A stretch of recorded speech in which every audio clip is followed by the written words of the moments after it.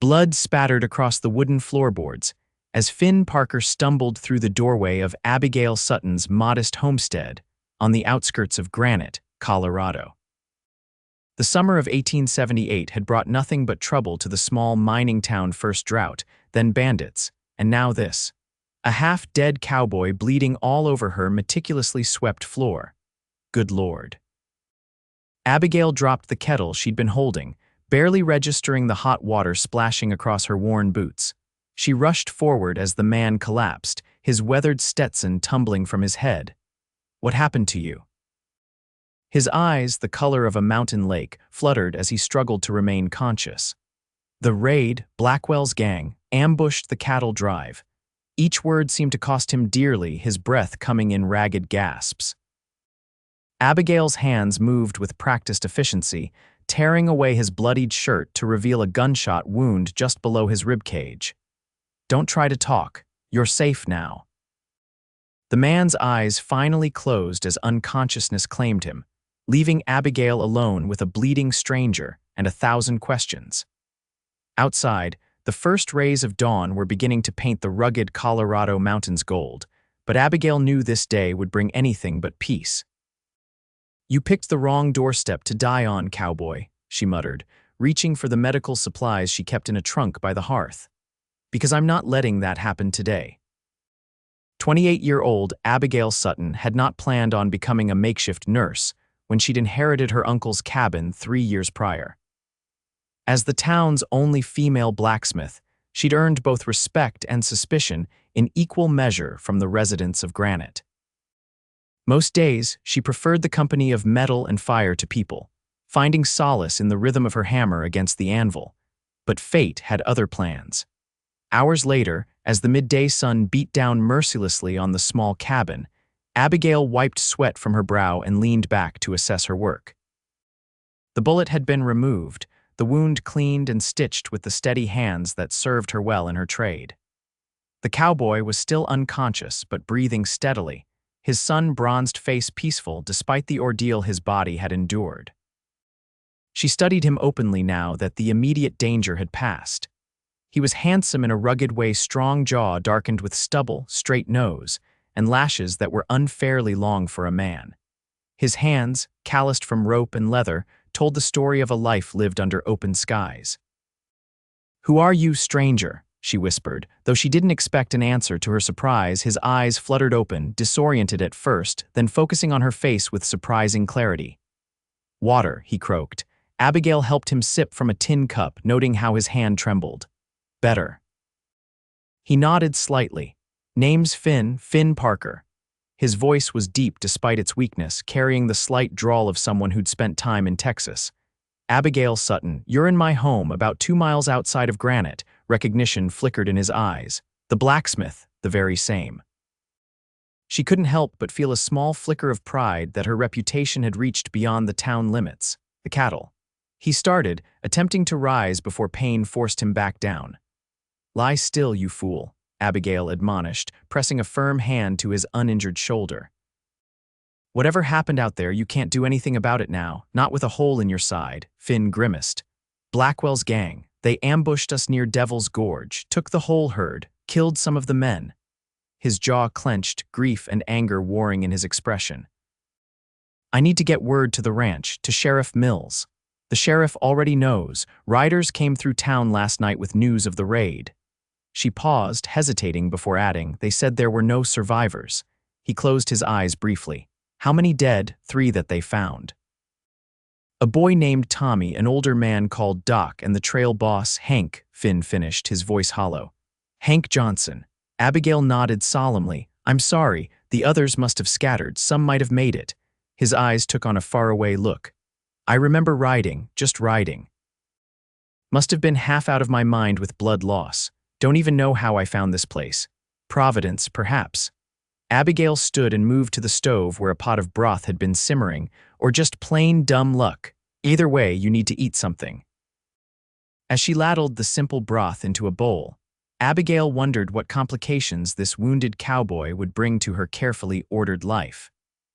Blackwell's gang was notorious throughout Colorado territory, vicious outlaws who left nothing but destruction in their wake. If they discovered one of their victims had survived, she pushed the thought aside and returned to her patient's bedside. "Can you sit up a little?" With her help, Finn managed to prop himself against the pillows, though the effort left him pale and sweating. "Thank you," he murmured as she handed him the bowl. "Not just for this, for everything." Their fingers brushed during the exchange, and Abigail felt an unexpected flutter in her chest. She withdrew her hand quickly, attributing the sensation to the stress of the situation rather than the warmth of his skin against hers. "Anyone would have done the same," she replied, though they both knew that wasn't true. Not everyone would take in a blood-soaked stranger, risk their own safety to help someone they didn't know. Not in my experience. His gaze was steady, grateful. "I'm in your debt, Miss Sutton." "Abigail," she corrected automatically. "And there's no debt, just focus on healing." The rest of the day passed in relative quiet. Finn dozed intermittently while Abigail tended to her neglected work, stoking the forge in the small smithy attached to her cabin. The familiar rhythm of metal against metal helped center her thoughts, which kept returning unbidden to the man recovering in her bed. She'd never been one for romantic notions. After her fiancé, Thomas, had died in a mining accident 5 years ago, Abigail had redirected her grief into learning her uncle's trade. The solidity of iron and steel became her comfort, the predictable behavior of metal under heat her solace. People were unpredictable, unreliable. Metal never lied, never left, never died if you treated it right. As dusk fell, she returned to find Finn awake, staring pensively at the ceiling. "You look a little better," she observed, lighting the oil lamps. "Fever hasn't set in, which is a good sign." "I've always been hard to kill," he replied with a hint of a smile that transformed his solemn face. Much to the dismay of many, Abigail arched an eyebrow. "Should I be worried about harboring a notorious outlaw, Mr. Parker?" "No, madam. I'm on the right side of the law, usually." The smile faded as quickly as it had appeared. "I've been running cattle for the Circle B ranch for the past 3 years. Before that," he shrugged slightly, then winced at the movement. "Let's just say I've had my share of adventures." That's a remarkably vague answer. "It's the truth, nonetheless." He met her gaze directly. "I'm not hiding anything sinister, if that's your concern. Just a past that sometimes feels like it belonged to someone else." There was something in his voice, a hint of old pain, perhaps, that made Abigail believe him. She nodded once, accepting his words without pressing further. Everyone in the West had a past they'd rather not discuss. It was an unspoken courtesy to respect those boundaries. "You should eat again," she said, changing the subject. "And I need to check your bandages." As she unwrapped the linen strips, careful not to disturb her stitching, Finn watched her face. "You've done this before." "My uncle taught me more than just smithing," she replied, examining the wound with clinical detachment. "In mining towns, injuries are common. He believed in being prepared." "He taught you well." The wound looked clean, with no signs of infection. Abigail applied a fresh poultice of herbs she'd gathered from the hills surrounding her home and wrapped it with clean bandages. "There. With luck, you'll avoid fever and be well enough to travel in a week or so." Finn frowned. "I can't wait that long. I need to get word to the ranch, help track down Blackwell and what's left of our herd." "The only thing you need to do is heal," Abigail said firmly, "unless you'd prefer to tear open that wound and bleed to death after all my hard work." His lips quirked in what might have been amusement. "Are all blacksmiths this bossy, or is it just you?" "Just me, I'm afraid." She stood, gathering the used bandages. "Get some rest, Mr. Parker. Your vengeance will wait." That night, Abigail slept fitfully on a pallet near the hearth, waking at every sound both real and imagined.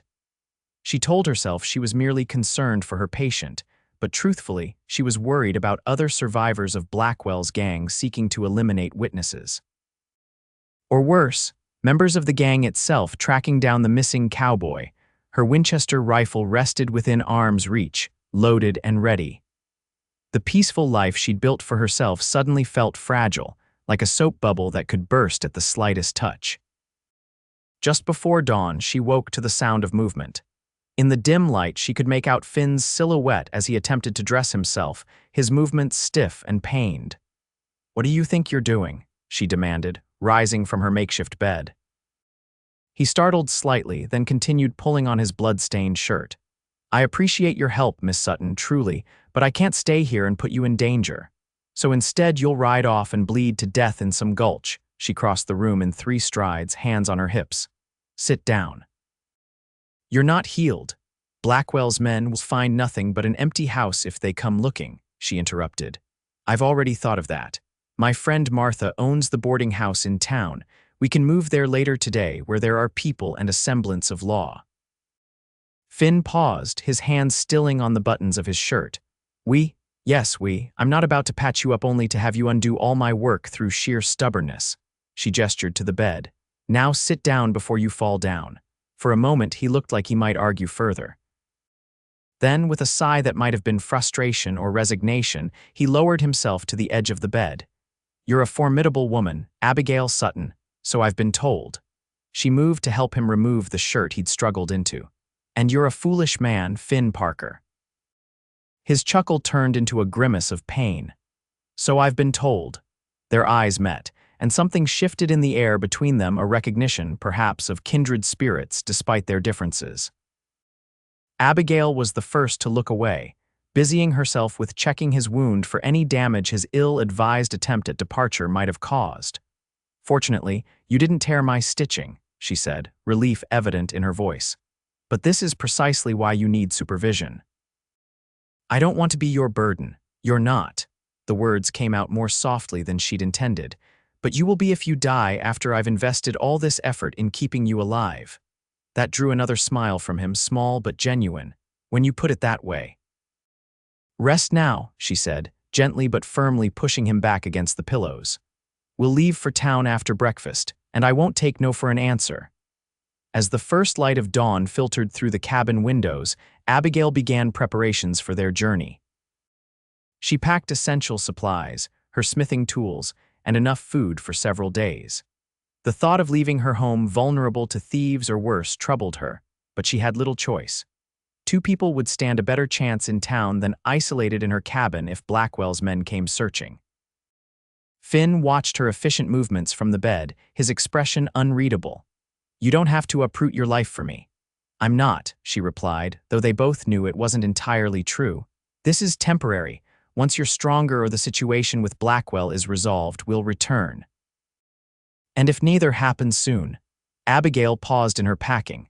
Then we'll face that when the time comes. I've survived worse than a temporary relocation, Mr. Parker.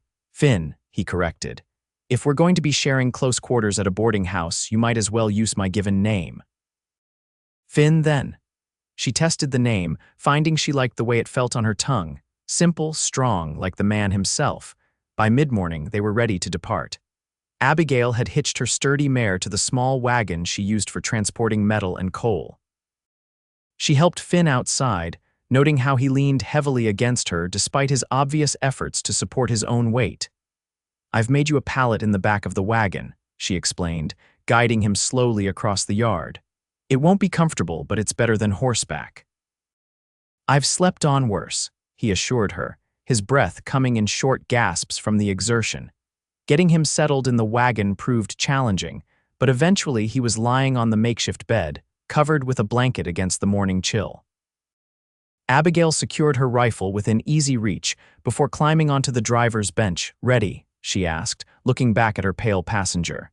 As I'll ever be. His attempt at a reassuring smile didn't quite reach his eyes. With a flick of the reins, they set off toward Granite, leaving behind the security of Abigail's isolated homestead. The journey, though only 2 miles, would take nearly an hour on the rutted dirt road.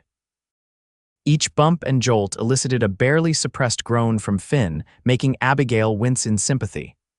Tell me about yourself, she said after a particularly rough stretch, hoping conversation might distract him from the pain. Where are you from originally?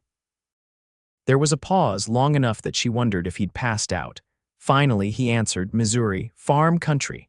Left when I was 16 after my pa died and the bank took our land. I'm sorry, ancient history now. There was no bitterness in his voice, just a matter-of-fact acceptance. Worked my way west, did whatever jobs I could find. Learned to ride and rope in Kansas, broke horses in Arizona Territory for a spell. Ended up in Colorado about 5 years back. What brought you here specifically? Another pause. A man I'd ridden with in Arizona spoke highly of the country. Said a fellow could breathe here, away from the crowding back east. There was something in his careful phrasing that suggested there was more to the story, but Abigail didn't press. Everyone had their reasons for coming west, some seeking fortune, others running from the law or personal demons. Some, like her, simply looking for a place to start anew after tragedy. And you? Finn asked. You mentioned an uncle. Is your family nearby? No, she replied, keeping her eyes on the road. My parents died of fever when I was young. My uncle raised me in Denver, taught me his trade. When he passed, I wanted something different than city life. This place, she gestured to the sweeping landscape around them, the mountains rising majestic in the distance, it called to me. It has a way of doing that, Finn agreed softly. They lapsed into comfortable silence as the wagon crested a small hill, bringing the town of Granite into view. Despite its ambitious name, Granite was a modest settlement, one main street lined with false-fronted buildings, a handful of side streets with smaller establishments and residences, and the ever-present church steeple rising above it all. As they approached the outskirts, Abigail felt Finn shift behind her. Best keep your head down, she advised. If anyone from Blackwell's gang is in town, we don't want them recognizing you. He grunted in agreement, pulling his hat lower over his face and sinking deeper into the wagon bed. The streets were busy with the normal activities of a weekday morning, merchants arranging goods in front of their stores, miners heading to or from their shifts, women going about their shopping or errands. Several people called greetings to Abigail as she passed, their curious glances at her loaded wagon mostly polite rather than intrusive. Martha's boarding house stood at the quieter end of town, a two-story structure painted a cheerful yellow with white trim. Abigail guided the wagon around to the back entrance, away from prying eyes. Wait here, she instructed Finn. I'll make sure Martha has a room ready. Martha Jenkins, a widow in her 50s with shrewd eyes and a kind heart, met Abigail at the kitchen door. This is unexpected, she said, wiping flour-covered hands on her apron. Your message said you needed a room, but not why. It's complicated, Abigail replied, lowering her voice. I have a wounded man with me. He was shot during the cattle raid yesterday. Martha's eyes widened. One of the Circle B boys. They said all were killed or scattered. He managed to find his way to my place. I've treated his wound, but I'm worried Blackwell's men might come looking to finish the job. Understanding dawned on Martha's face. And you're hoping safety in numbers might deter them. Something like that. The older woman nodded decisively. I have a room at the back of the house, ground floor, private entrance. No one need know he's here except us. Relief washed over Abigail. Thank you, Martha. I knew I could count on you. You can pay me by explaining exactly what you're planning once you get this cowboy settled, Martha replied with a knowing look that made Abigail flush slightly. There's no plan beyond keeping him alive. MMHMM. Martha's expression suggested she wasn't entirely convinced. Well, bring him in then.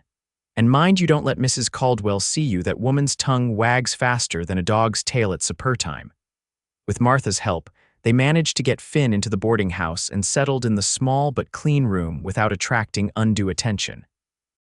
By the time they finished, he was pale and sweating from the exertion, the wound in his side seeping blood through the bandages. I need to change these, Abigail said, concern evident in her voice. I'll fetch hot water and fresh linens, Martha offered, leaving them alone. As soon as the door closed, Finn sagged against the pillows. This was a mistake, he muttered through gritted teeth. Should have sent you to get help instead, and left you alone and defenseless. Abigail shook her head as she carefully removed his shirt. Not a chance. His skin was hot to the touch, though whether from fever or simply the strain of travel, she couldn't yet tell. The wound looked angry, the skin around her neat stitches red and inflamed. This doesn't look good, she admitted, probing gently around the edges of the injury. The journey was too much, too soon. Seems neither of us made the right call, Finn said with a weak attempt at humor. Martha returned with the requested supplies and a small bottle. Laudanum, she explained, setting it on the bedside table. My late husband had a bad back. This helped him through the worst days. Abigail nodded gratefully. Thank you. I'll leave you to it. There's food when you're ready, both of you. With a meaningful glance between them, Martha departed. She seems perceptive, Finn commented.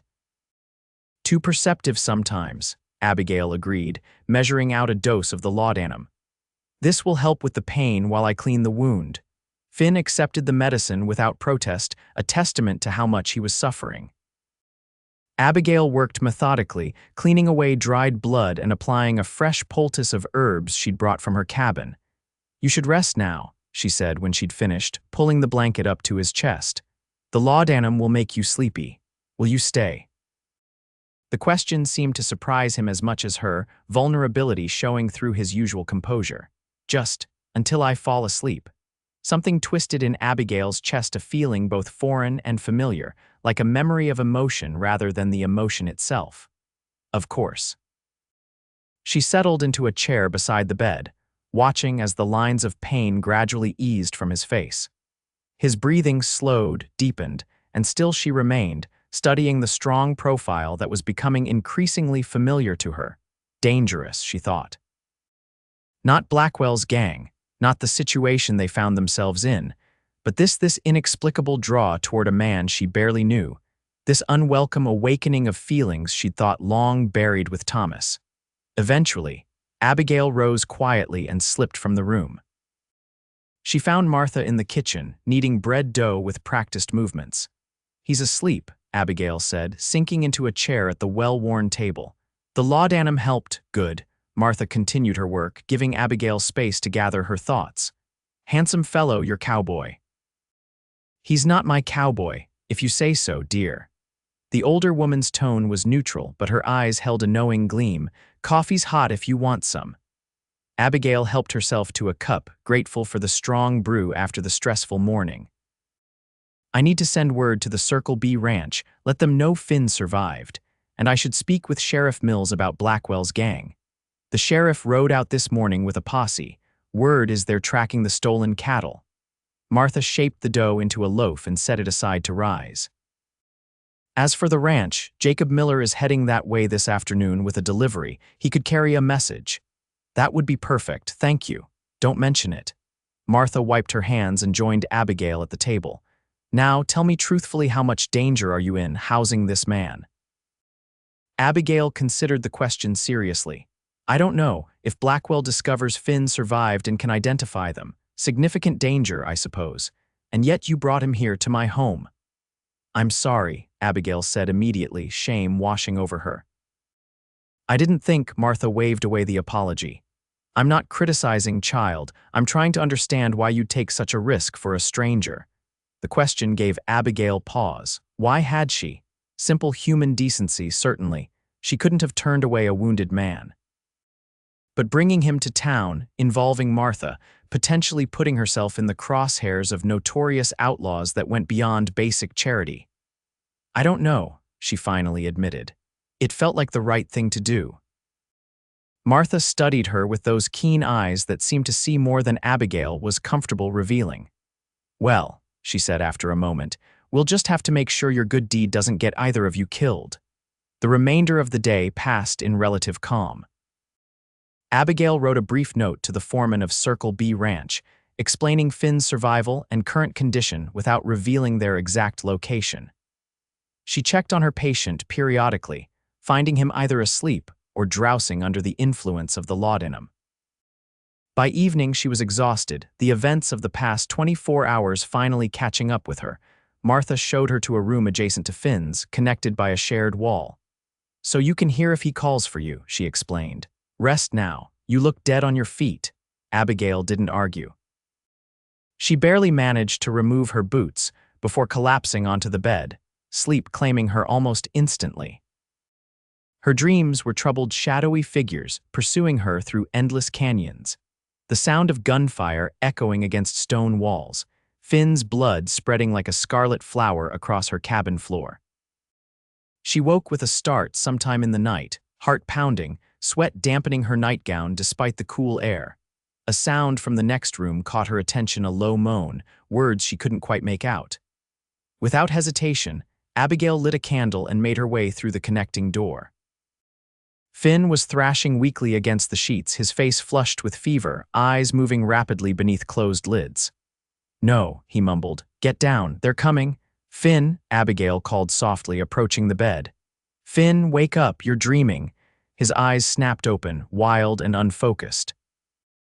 For a moment, he didn't seem to recognize her. Then clarity returned, along with evident relief. "Abigail," he breathed. "I thought I was back there." "You're safe," she assured him, setting the candle on the bedside table and pressing a hand to his forehead. The heat radiating from his skin confirmed her fears. "But you have a fever." "Figured as much." He closed his eyes briefly. "Feel like I'm burning from the inside out." Abigail moved swiftly, fetching water and cloth to cool his brow. As she wiped the sweat from his face and neck, he watched her with glassy eyes. "Why are you doing this?" he asked, the question eerily echoing Martha's from earlier. "Taking care of me, risking yourself." "I told Martha I didn't know," Abigail admitted, wringing out the cloth, "and that was true. But I've been thinking about it." She paused, considering her words carefully. "After Thomas, my fiancé, died, I shut myself away, not just physically at my cabin, but here." She touched her chest, just above her heart. "It was easier than feeling the pain." Finn remained silent, his gaze steady despite the fever's grip. "When you appeared at my door, bleeding and half dead, something woke up, something I thought was gone for good." She dipped the cloth again, avoiding his eyes. "I'm not saying it's anything more than basic human compassion. Just that I hadn't realized how numb I'd become until I felt something again. Even if that something was fear and worry." His voice was rough, but there was a hint of understanding beneath the words, even then. She met his gaze finally. Feeling anything seemed better than feeling nothing. The silence that followed was charged with something neither of them was ready to name. Abigail busied herself preparing a medicinal tea from the herbs she'd brought, helping Finn drink it despite its bitter taste. "Try to sleep," she said when he'd finished. "The fever needs to break." "Will you stay?" he asked again, just as he had earlier. This time, Abigail didn't hesitate. "I'll stay." The night stretched long as she battled Finn's fever with cool compresses and herbal remedies. Near dawn, the crisis seemed to pass. His temperature dropped, his breathing eased, and he fell into a deeper, more restful sleep. Abigail, exhausted beyond measure, dozed in the chair beside his bed, her hand still resting lightly on his arm. That was how Martha found them when she brought breakfast several hours later. Her knowing smile went unseen as both continued to sleep, unaware of her presence. She set the tray down quietly and withdrew, closing the door with a soft click. The smell of coffee eventually roused Abigail. She blinked, momentarily disoriented, then remembered where she was and why. Finn was still asleep, his face peaceful now, the fever having broken sometime in the early morning hours. "Thank goodness," she murmured, gently removing her hand from his arm.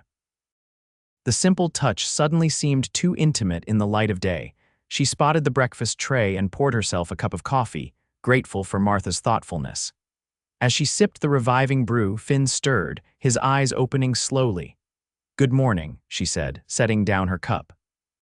"How do you feel?" He took a moment to assess. "Like I've been trampled by the entire herd," he admitted with a weak smile, "but my head's clearer. The fever broke, that's a good sign." She helped him sit up slightly, propping pillows behind his back. "Think you can manage some breakfast?" He nodded, though the movement seemed to cost him. "Is that coffee I smell?" Abigail poured him a cup, adding a generous spoonful of sugar. Martha brought food as well, nothing too heavy, just porridge and toast.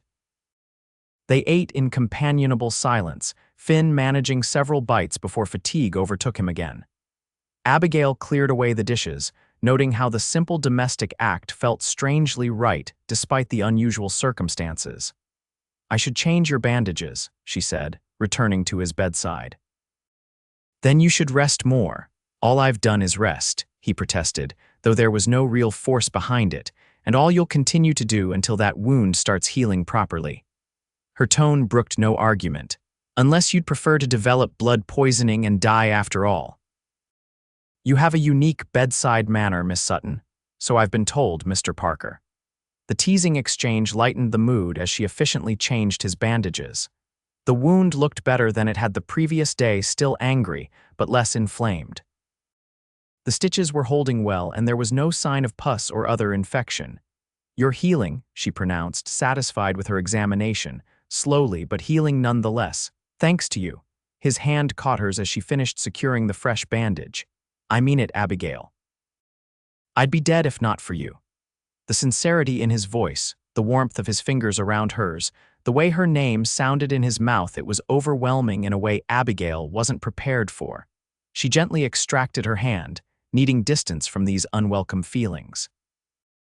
"You should sleep more," she said, gathering the used bandages. "I need to check on some things in town."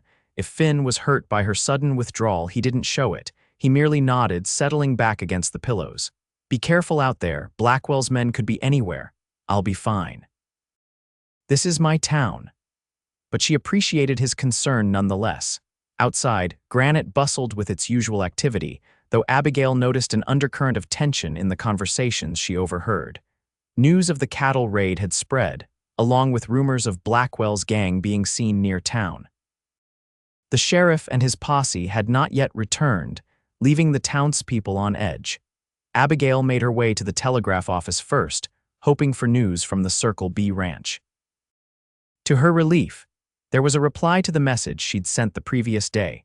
"Received your message. Stop Grateful Parker alive. Stop sending men to escort him home. When able, stop maintain secrecy. Blackwell still at large. Stop Thompson Foreman Circle B ranch." She read it twice, conflicted emotions warring within her. Of course the ranch would want their man back once he could travel. That had always been the plan. Yet the thought of Finn leaving stirred an unexpected pang of, what loss? Ridiculous. She barely knew the man. Her next stop was the general store, where she purchased supplies to replace what she'd used treating Finn's wound. Mrs. Peterson, the proprietor's wife, was more than happy to share the latest gossip as she wrapped Abigail's purchases. "They say Blackwell's heading north with the stolen cattle," she confided, leaning across the counter. "Aiming to sell them in Wyoming territory, most likely. Sheriff's posse is a day behind at best. Any word on how many men Blackwell has with him?" Abigail asked, trying to sound merely curious rather than concerned. "6 or 7 from what I heard. Mean bunch, every one of them." Mrs. Peterson shuddered delicately. "They passed through Silverton last month, left 2 men dead and a woman." She lowered her voice, compromised. Abigail's stomach clenched at the implication. The danger she'd put herself and Martha in by harboring Finn suddenly felt very real. But what choice had she had? Leave him to die? Hand him over to murderers and rapists? Awful business, she managed to say, gathering her purchases. "Let's hope the sheriff catches up to them soon." As she left the store, Abigail felt eyes on her. She turned slowly, scanning the street, and spotted a stranger loitering outside the saloon. He was watching her with more interest than was comfortable. A lean man with a pockmarked face and a distinctive red bandana tied around his neck. Instinct told her to walk normally, to give no indication she'd noticed his scrutiny. She continued down the boardwalk at a measured pace, resisting the urge to look back. Only when she turned the corner toward Martha's boarding house did she allow herself a quick glance over her shoulder. The man was gone. Unease prickled along her spine as she hurried the rest of the way. It could be nothing, just a drifter appreciating the sight of a woman walking alone. Or it could be one of Blackwell's men looking for survivors of the raid. Either way, she needed to warn Finn and Martha. When she returned to the boarding house, she found Martha in the kitchen, preparing the midday meal. "There was a telegram from the Circle B ranch," Abigail said, setting her purchases on the table. "They're sending men to escort Finn home once he's able to travel." Martha nodded, continuing to chop vegetables. "That's good news, though I suspect you have mixed feelings about it." "Why would I have mixed feelings?" Abigail asked, perhaps too quickly. Martha's knowing smile was her only answer. "There's something else," Abigail continued, ignoring the implied suggestion. "A man was watching me in town. I don't recognize him, and he seemed too interested." The smile vanished from Martha's face. "You think he might be one of Blackwell's gang? I don't know. But he had a red bandana, and Mrs. Peterson mentioned Blackwell's men were in Silverton recently, causing trouble." "The red bandanas," Martha murmured.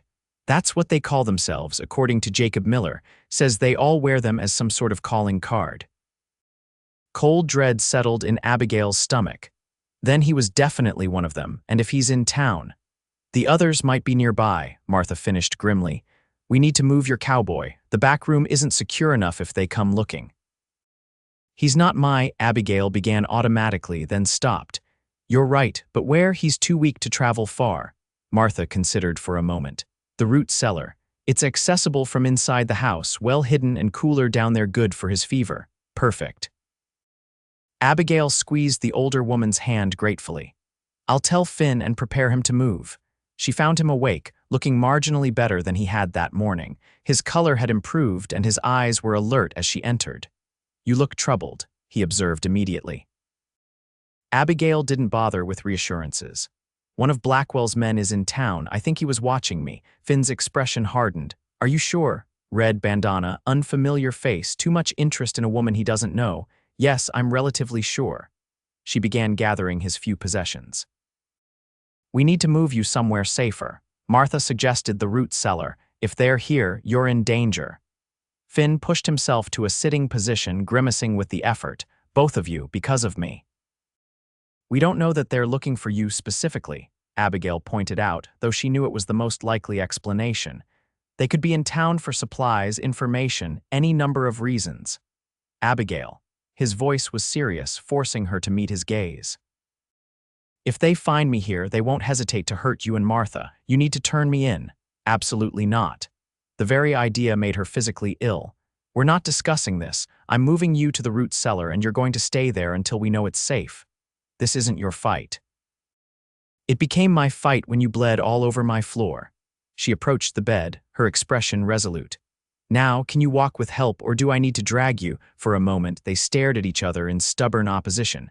Then, unexpectedly, Finn's mouth quirked in a small smile. You really are the most stubborn woman I've ever met. I'll take that as a compliment. She offered her arm. Come on, before our unwelcome visitor decides to pay a house call. With considerable effort and muffled groans of pain, Finn managed to stand and, leaning heavily on Abigail, make his way through the house to the kitchen. Martha had already opened the trap door to the root cellar and prepared a makeshift bed among the shelves of preserves and root vegetables. It's not the Occidental Hotel, she apologized as they helped Finn down the steep steps, but it's dry and relatively comfortable. It's perfect, madam, Finn assured her, sinking gratefully onto the pallet. I've slept in far worse places, believe me. They settled him as comfortably as possible, with water, food, and a chamber pot discreetly placed behind a stack of crates. A single oil lamp provided soft illumination in the windowless space. One of us will check on you regularly, Abigail promised. Try to rest and keep quiet. What will you do if they come asking questions? Finn's concern was evident. Play the innocent blacksmith who knows nothing about cattle raids or wounded cowboys, she replied with more confidence than she felt. I've gotten quite good at making men underestimate me. Martha nodded approvingly. It's true. She had half the town convinced she couldn't possibly run her uncle's forge until she shod the mayor's horse better than it had ever been done. This drew a smile from Finn, though his eyes remained troubled. Just be careful. These aren't ordinary men. We will. Abigail resisted the urge to touch his face in reassurance. Now rest. The sooner you heal, the sooner we can all stop hiding in root cellars.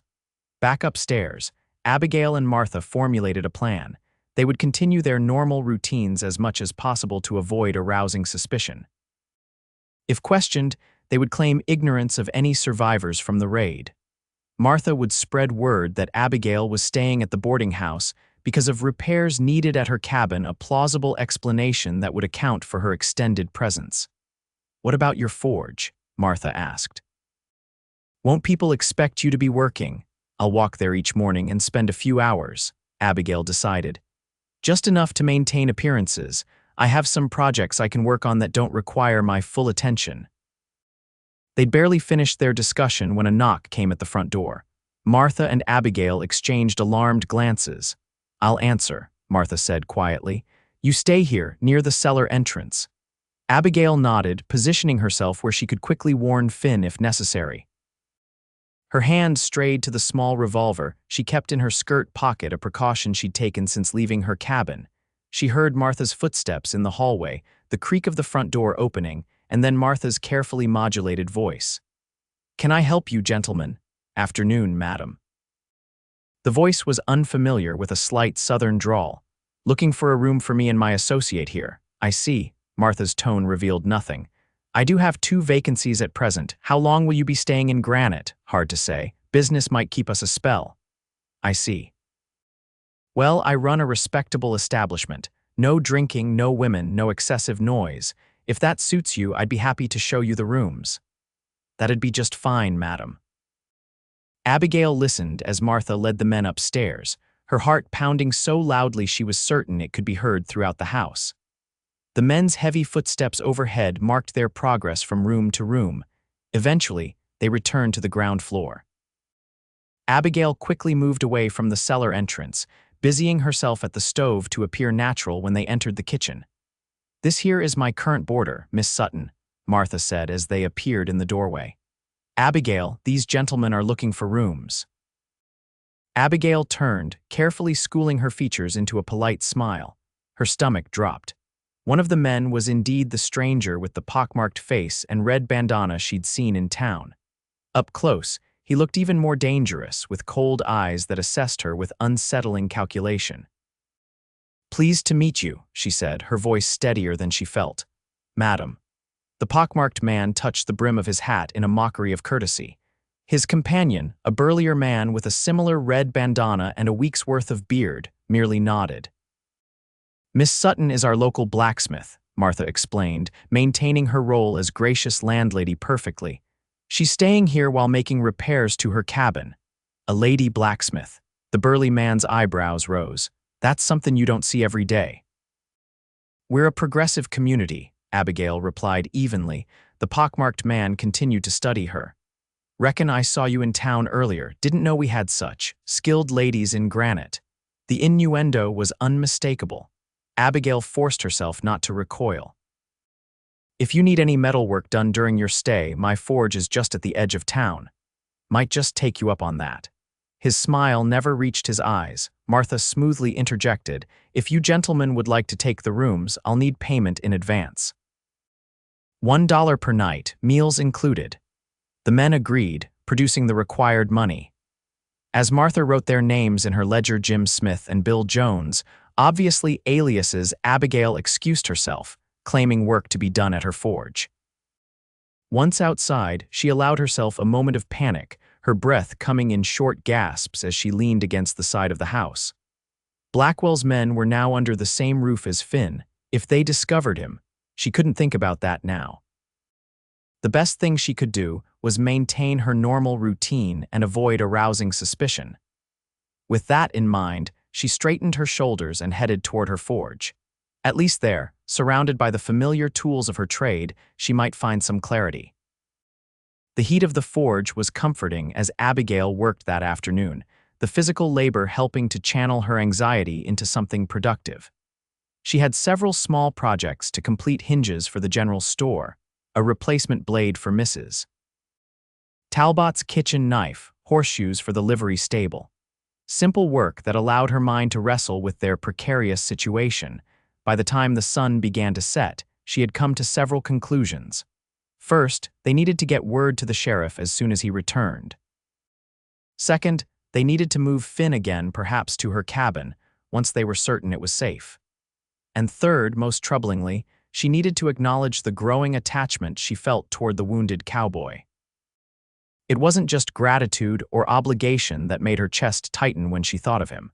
It wasn't merely concern for his health that had her checking his fever through the night. Something deeper was taking root, something she'd thought herself incapable of feeling again after Thomas. The realization was both terrifying and exhilarating.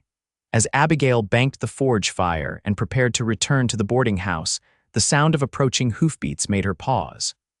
A group of riders was coming into town from the north, dusty, trail-worn men led by Sheriff Mills. The posse had returned. Abigail's heart leapt. This could be their chance to end the danger. She quickly locked up the forge and hurried toward the sheriff's office, taking care to avoid being seen by anyone at the boarding house. Sheriff Mills was dismounting when she arrived, his weathered face etched with exhaustion and frustration. "Miss Sutton," he acknowledged with a nod. "What can I do for you?" "I need to speak with you privately, Sheriff. It's urgent." Something in her tone must have conveyed the seriousness of her request. He nodded sharply. "Come inside." Once in the relative privacy of his office, Abigail wasted no time. Two of Blackwell's men are staying at Martha Jenkins' boarding house. They arrived today, using false names. The sheriff's bushy eyebrows shot up. "You're certain they're Blackwell's?" Red bandanas, unfamiliar faces arrived right after the raid. "Yes, I'm relatively certain." "Damn." He rubbed a hand over his face. "We lost Blackwell's trail near the Wyoming border, thought they might have split up." "There's more," Abigail continued. "One of the survivors from the Circle B raid is hiding at Martha's. He was wounded and found his way to my cabin. I've been caring for him there, but when we spotted Blackwell's men in town, we moved to Martha's for safety." Sheriff Mills stared at her as if she'd grown a second head. "You've been harboring a witness to the raid and didn't think to inform me. You were gone," she pointed out reasonably. "And he wasn't in any condition to answer questions until recently." The sheriff sighed heavily. "Who is he?" "Finn Parker. He works for Circle B Ranch." Recognition flashed in the sheriff's eyes. "Parker, tall fellow, good with horses." Abigail nodded, surprised. "You know him." "Met him a few times when I had business at Circle B. Straight shooter, from what I could tell." He leaned back in his chair, considering the situation. "Where exactly is he now?" "Hidden in Martha's root cellar. But if those men are searching for survivors, it's only a matter of time before they start looking more carefully." "Agreed." The sheriff stood, checking his revolver before replacing it in his holster. "Here's what we'll do.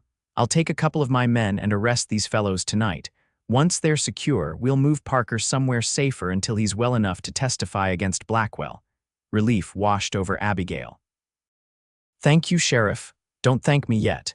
His expression was grim. "If these men are communicating with Blackwell, their absence might bring the rest of the gang down on us. We need to be prepared for that possibility." The implication was clear. The danger wasn't over, it might be just beginning. "What do you need me to do?" Abigail asked. "Go back to Martha's. Act normal. When we arrive to make the arrests, keep out of the way." He paused, studying her. "And Miss Sutton, be careful. These men wouldn't think twice about hurting a woman if they felt threatened." "I understand." She turned to leave, then hesitated. "Sheriff, Finn blames himself for putting us in danger. He wanted to turn himself in to protect us." A small smile creased the sheriff's weathered face. "That sounds like Parker. Tell him to focus on healing. We'll handle Blackwell and his gang."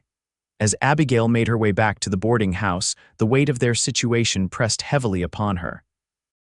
She'd brought Finn to Martha's to protect him, but in doing so had potentially endangered everyone under that roof, if anything happened to Martha because of her decisions. She pushed the thought aside. The sheriff was taking action. Soon, the immediate threat would be neutralized. Then they could focus on getting Finn well enough to travel, and then he would leave. The thought brought an unexpected ache. When she arrived at the boarding house, she entered through the back door as had become her habit. Martha was in the kitchen, her usually serene face tight with tension. "They've been asking questions," she said without preamble, keeping her voice low. "About the raid, about survivors, pretending it's just idle curiosity, but their eyes tell a different story." "The sheriff is coming to arrest them," Abigail replied, equally quiet. "He and his men just returned." "I told him everything." Relief softened Martha's features. "Thank goodness. When?" "Tonight, I believe. He said to act normal until then." Martha nodded. "I've taken dinner to our guest. They didn't see me there in the parlor playing cards with Mr. Jenkins. But we should be careful about checking on him again."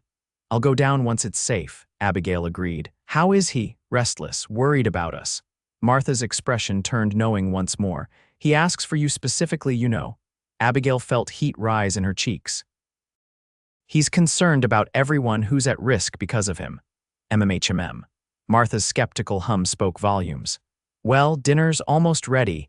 You should join us in the dining room. It would look suspicious if you didn't." The prospect of sharing a meal with Blackwell's men turned Abigail's stomach, but she knew Martha was right. "I'll freshen up first." Dinner was an exercise in self-control.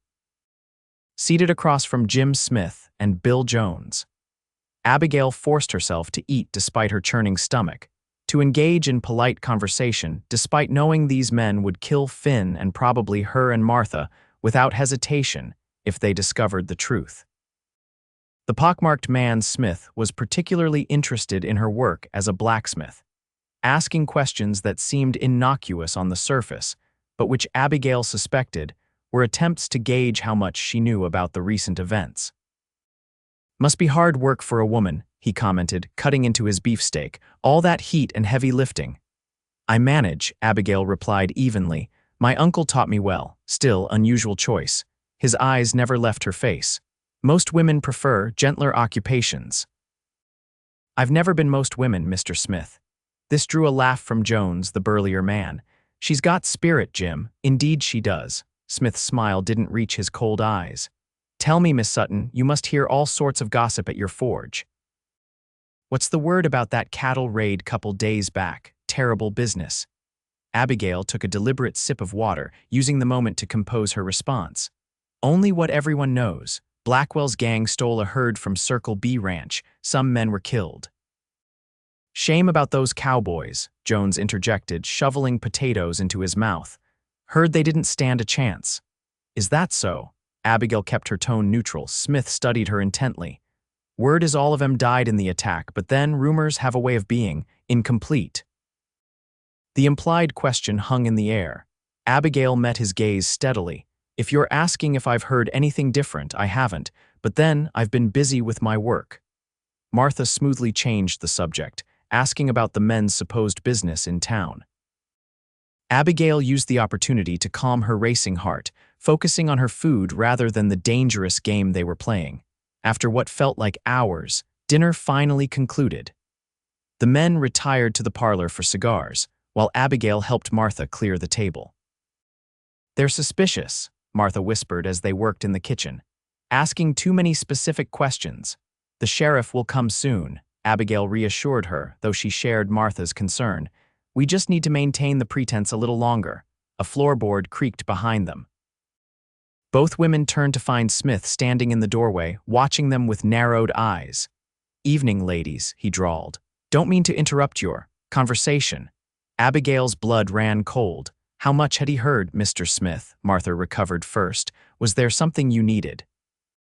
"Coffee, perhaps. Just looking for the necessary," he replied, his gaze never leaving Abigail. "Thought it might be through here." "It's outside, sir, through the back door and to the left," Martha pointed helpfully. "Much obliged." He tipped his hat slightly but made no immediate move to leave. "You sure seem nervous, Miss Sutton. Something troubling you?" "Just tired from the day's work," she managed to reply. "Metal doesn't shape itself." "I suppose not." He lingered a moment longer, then finally turned toward the back door. "You ladies have a pleasant evening." As soon as the door closed behind him, Abigail released a shaky breath. "He suspects something." "Yes," Martha agreed grimly, "and I don't think we can wait for the sheriff. They might search the house." "We need to get Finn out of here," Abigail decided. "Now, while Smith is outside." They moved quickly. Martha kept watch at the window while Abigail opened the cellar door and descended the steps. Finn was awake, sitting up on his pallet with an alert expression that told her he'd heard at least part of the exchange in the kitchen. "They're suspicious," she said without preamble. "We need to move you." "Where?" he asked, already struggling to his feet with a grimace of pain. "My cabin. It's not ideal, but it's better than here right now." She moved to help him stand. "The sheriff is coming to arrest them soon, but I don't think we can wait." "Abigail," he caught her arm, his expression serious. "If they catch us trying to leave, they'll kill all of us. If we stay, they'll search the house and find you anyway," she countered. "At least this way we have a chance." He held her gaze for a long moment, then nodded. "All right. But we do this carefully." Martha appeared at the top of the steps. "Smith is still outside. Jones is in the parlor with Mr. Jenkins. If you're going to go, it needs to be now." With Abigail's support, Finn managed to climb the steps, each movement clearly causing him pain though he made no sound. Martha had already prepared a bundle of supplies: food, bandages, Finn's few possessions. My wagon is behind the livery stable, Abigail whispered, if we can get there unseen. Go out the side door, Martha instructed. Keep to the shadows, I'll create a distraction if needed. Martha, I can't ask you, you didn't ask, the older woman interrupted firmly. Now go before it's too late. Abigail embraced her quickly. Thank you for everything, just be careful. Martha's eyes shone with unshed tears. Both of you. With Finn leaning heavily against her, Abigail slipped out the side door into the growing darkness. They moved as quietly as possible, staying close to buildings and away from the pools of light cast by windows and street lamps. Finn's breathing grew increasingly labored as they progressed, but he didn't complain.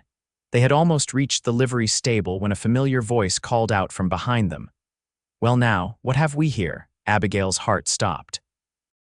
Smith stood several yards away, his stance casual but his hand resting on the gun at his hip. In the dim light, his pockmarked face looked demonic. Evening stroll with a friend, Miss Sutton. He took a step closer. Funny, I don't recall seeing this gentleman at dinner. Finn straightened as much as his injury allowed, subtly shifting his weight away from Abigail as if preparing to shield her. You found me. No need to involve the lady. Smith's thin lips curved in a humorless smile. Oh, I think she's plenty involved already. Harboring a witness, that's a serious matter. She was just helping a wounded man, Finn countered. She knows nothing about the raid. Is that so? Smith's gaze shifted to Abigail. Nothing at all, not even that Blackwell wants every last one of you Circle B boys dead and buried. Let her go, Finn insisted, his voice gaining strength despite his weakened state. Your quarrel is with me, Smith's laugh was cold. My quarrel is with anyone who gets in Blackwell's way, including nosy blacksmiths who take in strays. He drew his gun, the movement almost leisurely. Now, I'm thinking we take a little walk somewhere more private. Folks around here might not appreciate the noise. Abigail's mind raced. The sheriff could arrive at any moment, but they couldn't count on that. She needed to buy time, create an opportunity for escape. Her hand inched toward the small revolver in her pocket. There's money, she said suddenly. At my cabin, if that's what Blackwell wants. Smith's eyebrows rose in apparent interest. Money, you say, my life savings. $300. It was a lie. She had perhaps $50 hidden in a tin beneath her floorboards, but he had no way of knowing that. That's a fair sum for a blacksmith, he observed skeptically. I've been saving for years, she improvised. Planning to expand my business. Smith seemed to consider this. All right, we'll go to your cabin, collect this money, then we'll discuss your friend here. It wasn't much, but it gave them a chance. If they could reach her cabin, she had weapons there. The familiar territory would give them an advantage. Fine, she agreed, but he needs help walking. He's badly wounded. I can see that, Smith gestured with his gun. Lead the way, and don't try anything foolish. Jones is watching the boarding house, and he'll kill that old lady without blinking if I don't return. Abigail's blood ran cold at the threat to Martha. We understand. With Smith following several paces behind, gun trained on them, they made their way slowly toward the edge of town. Finn leaned heavily on Abigail, his strength clearly fading. I'm sorry, he whispered, so softly that only she could hear. This is my fault. No, she replied just as quietly. It's Blackwell's fault, and we're not done yet. The walk to Abigail's cabin seemed endless. By the time the small structure came into view, Finn was barely staying upright, and Abigail's shoulders ached from supporting his weight. Smith had maintained a watchful distance, occasionally prodding them to move faster when their pace slowed too much for his liking. Inside, he ordered when they finally reached the cabin. No sudden moves. The interior was dark and cool, exactly as Abigail had left it days earlier. Smith followed them in, keeping his gun trained on Finn as Abigail helped him to a chair. Light a lamp, Smith commanded. Then get the money. Abigail complied, her mind working furiously. Her rifle was in the wagon back in town. The small revolver in her pocket held only 5 bullets, and she wasn't confident in her ability to outdraw Smith, who was clearly experienced with his weapon. She needed another plan. As she lit the oil lamp, casting the cabin in a warm glow, an idea began to form. Near the door to her smithy was a display of her smaller works knives, fireplace pokers, decorative hooks. Among them was a throwing knife she'd crafted more for practice than practical use, if she could get to it without Smith noticing. "The money's under the floorboards," she said, moving toward the bed. "I need to lift the rug." Smith nodded, his attention split between her and Finn, who sat slumped in the chair, his breathing labored. Abigail knelt and rolled back the small rug beside her bed, revealing the wooden floorboards beneath. One board was slightly shorter than the others, her hiding place. As she worked to pry it up, she kept one eye on Smith. "How long have you been working for Blackwell?" she asked conversationally, trying to distract him. "Long enough," he replied shortly. "Hurry up with that money. Just making conversation." She managed to lift the board, revealing the small space beneath. "Must be exciting being an outlaw," Smith snorted. "Lady, you have no idea what you're talking about." "I suppose not." She reached into the hiding place, making a show of searching for something. "A blacksmith's life is rather dull by comparison." "Exactly. Now where's this money you promised?" Smith's patience was clearly wearing thin. "Right here." Abigail pulled out the tin box that contained her modest savings. "Though I may have exaggerated the amount somewhat." Smith's eyes narrowed dangerously. "What do you mean, exaggerated? It's closer to $50 than $300. She opened the box to show him the small stack of bills and coins. "Still enough to make it worth your while, I hope. You lied to me." His voice was cold. "That's not very wise, Miss Sutton."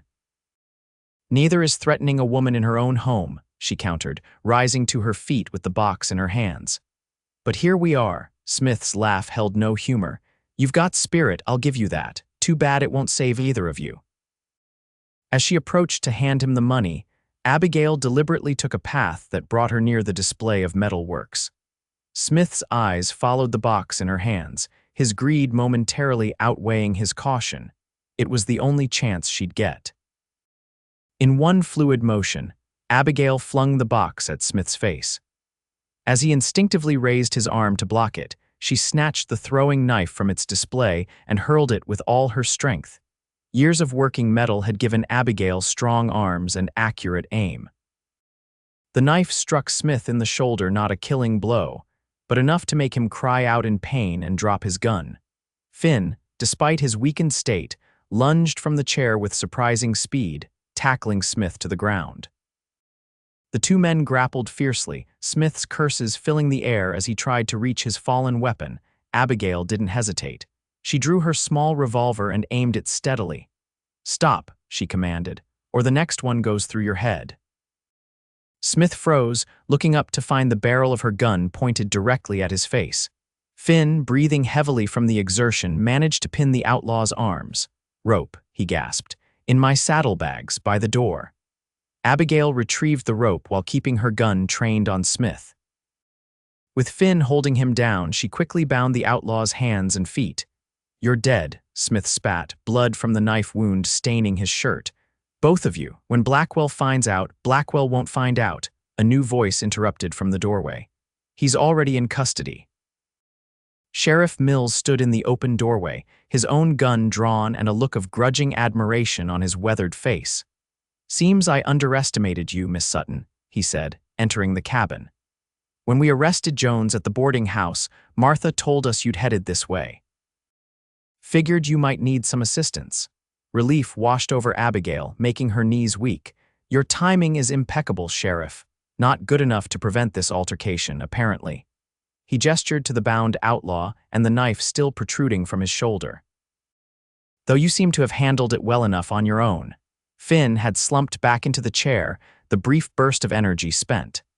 Blood was seeping through his bandages where the wound had reopened during the struggle. "Finn needs a doctor," Abigail said, holstering her revolver and moving to his side. "He's torn his stitches," the sheriff nodded. "I'll send one of my deputies to fetch Dr. Collins. In the meantime," he turned to Smith, who glared up at him with undisguised hatred, "let's get this fellow secured. Blackwell and the rest of his gang will be pleased to have company on their way to the territorial prison." Within the hour, Smith had been removed to the town jail. Dr. Collins had arrived to tend to Finn's reopened wound, and the cabin was finally quiet again. The sheriff had left a deputy stationed outside as a precaution. though he assured them that all members of Blackwell's gang had been accounted for. "You should have seen Martha when we arrived," the doctor commented as he worked on Finn's stitches. Already had a skillet in hand, ready to brain that other fellow if he made a move toward the cellar. Feisty woman. Abigail smiled weakly, relief and exhaustion making her light-headed. "She's something special." "So are you," Finn said quietly, his eyes finding hers despite the pain he must have been feeling. "What you did tonight, most men couldn't have done it." Dr. Collins cleared his throat. "Yes, well, it seems our Miss Sutton is full of surprises." He tied off the last stitch and began applying a fresh bandage. "This should hold now, but no more tackling outlaws for at least a few weeks, understood? You're lucky the bullet wound didn't start bleeding internally again." Finn nodded, though his gaze remained fixed on Abigail. "Understood, Doc." Once the doctor had left, a strange silence fell over the cabin. Abigail busied herself preparing tea, trying to sort through the tumult of emotions the night had brought. Relief, certainly. Exhaustion. But also something else, a fierce joy at having Finn safe in her home once more, mixed with the knowledge that their time together was growing short. "The sheriff says men from Circle B should arrive within a day or two," she said, finally breaking the silence as she handed him a cup of tea. "Once they determine it's safe for you to travel." Finn accepted the cup, his fingers brushing hers in the exchange. "Thank you, not just for the tea." "You've thanked me enough," she replied, settling into the chair across from him. "No," he shook his head slightly. "I haven't. And I'm not sure I can. What you did taking me in, caring for me, risking your life no one's ever." He trailed off, seeming to struggle for words. "You're extraordinary, Abigail Sutton." The simple sincerity in his voice made her throat tighten. Anyone would have done the same. "We both know that's not true." His blue eyes held hers, unwavering. "Most people would have left me to die or turned me over to Blackwell's men at the first sign of trouble." "Well," she said softly, "I'm not most people." "No," he agreed, a smile touching his lips. "You certainly are not." They fell silent again, but it was a different kind of silence, now comfortable, charged with unspoken feelings that seemed to fill the space between them. "What will you do?" Abigail finally asked. "After you return to Circle B?" Finn considered the question. "I'm not sure. Before all this, I was just drifting through life, taking each day as it came. Now," he looked around the small cabin, his gaze lingering on her, "I'm thinking maybe it's time to put down some roots. In granite." The question escaped before she could stop it, hope making her voice higher than usual. "Perhaps." His smile deepened. "I hear they have an excellent blacksmith." Warmth bloomed in Abigail's chest, spreading until her whole body felt aglow with it. "I've heard the same. Though she's rather particular about who she does business with." "Is that so?" Amusement danced in his eyes. "What are her criteria?" "Oh, honesty, integrity." Abigail found herself moving closer to him, drawn by something she couldn't name, a reluctance to bleed all over her floor. Finn laughed, then winced as the movement pulled at his stitches. "I'll try to keep that in mind for future visits. See that you do." She was standing before him now, close enough to see the flecks of darker blue in his eyes, the slight dimple that appeared when he smiled. His hand found hers, fingers intertwining with gentle pressure. "Abigail," he said, her name a caress on his lips, "when I'm healed, when this is all over, I'd like to court you properly, if you'd allow it." The formal request, so unexpected yet so perfectly right, brought tears to her eyes. "I think," she replied, her voice barely above a whisper, "that I would like that very much." His smile was like sunrise breaking over the mountains, slow, radiant, full of promise. "Then I'll have something to heal for." Acting on impulse, Abigail leaned down and pressed her lips to his in a gentle kiss. It was brief, chaste even, but in it was the promise of a future neither had dared imagine days before. "Now you really have something to heal for," she murmured as she pulled away, her cheeks flushed. Finn's expression was one of wonder and delight. "Yes, madam," he agreed softly. "I believe I do." The next 2 days passed in a blur of visitors and preparations. The town buzzed with the news of Blackwell's capture and the dramatic events at Abigail's cabin. Martha came bearing food and knowing smiles, clearly pleased by the development between Abigail and Finn. Sheriff Mills stopped by to take Finn's official statement about the cattle raid, promising that Blackwell and his gang would face justice for their crimes. On the morning of the third day, riders from Circle B Ranch arrived, 3 weathered cowboys led by a grizzled foreman named Thompson. They greeted Finn with backslaps and relieved grins, clearly delighted to find their comrade alive. "Gave us quite a scare, Parker," Thompson said gruffly. "Finding your horse without you, all that blood on the saddle. Thought for sure you'd bought it." "Nearly did," Finn replied, gesturing to Abigail who stood nearby, "if not for Miss Sutton here." Thompson turned to her with genuine gratitude. "The whole ranch owes you a debt, madam." "Anything you need, Circle B stands ready to help." "That's very kind," Abigail replied, "but unnecessary. Anyone would have done the same." "Not according to the sheriff," one of the other cowboys interjected. "Says you took on one of Blackwell's men with nothing but a throwing knife and pure grit." Abigail felt her cheeks warm at the admiration in their gazes. "It wasn't quite that dramatic." "It was exactly that dramatic," Finn corrected with a smile. "She's just too modest to admit it." The conversation turned to practical matters: when Finn would be well enough to travel, how they would transport him, what supplies they needed for the journey back to the ranch.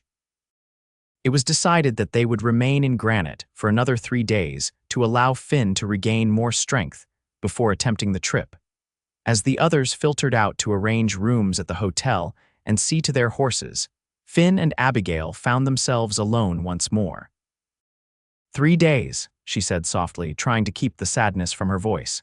3 days, he agreed, moving to stand before her. Though still weak, he was steadier on his feet now, able to walk short distances without support. "Hardly seems enough time. For what?" she asked, though she knew the answer. "To convince you to wait for me." His hand cupped her cheek, thumb brushing lightly across her skin. "I meant what I said about courting you, Abigail. Once I'm fully recovered, I'd like to return, to see if what started between us might grow into something permanent." The word hung in the air between them, full of promise. Abigail leaned into his touch, her heart lighter than it had been in years. "I'll wait," she said simply. "However long it takes." The 3 days passed both too quickly and agonizingly slowly. Finn regained strength daily, walking further each afternoon with Abigail by his side. They spoke of everything and nothing: his childhood in Missouri, her years in Denver, their shared love of open spaces and simple living. In the evenings, they sat before the fire in her cabin, sometimes in comfortable silence, sometimes planning tentatively for a future they were both beginning to believe in. On the final night before his departure, they stood on her porch, watching as stars appeared one by one in the darkening sky. "I've been thinking," Finn said, his arm around her waist, her head resting against his shoulder. "A dangerous pastime," she teased. He chuckled. "Perhaps, but hear me out." He turned to face her, his expression serious despite the smile lingering on his lips. "Circle B owes me back wages." "Quite a bit, actually. I've never been one for spending much." "All right," she said, unsure where he was going with this. "There's land available just north of town, good grazing, water rights, even a small cabin that needs work." His eyes searched hers. "I could put a down payment, start small with a few head of cattle, build something." Understanding dawned. "You're talking about staying here in Granite." "Not immediately," he clarified. "I need to go back to Circle B first, make sure things are settled there, collect what's owed me. But yes, eventually, if that's something you might want. If I might want you to stay." Abigail's heart felt ready to burst from her chest. "Finn Parker, I can think of nothing I want more."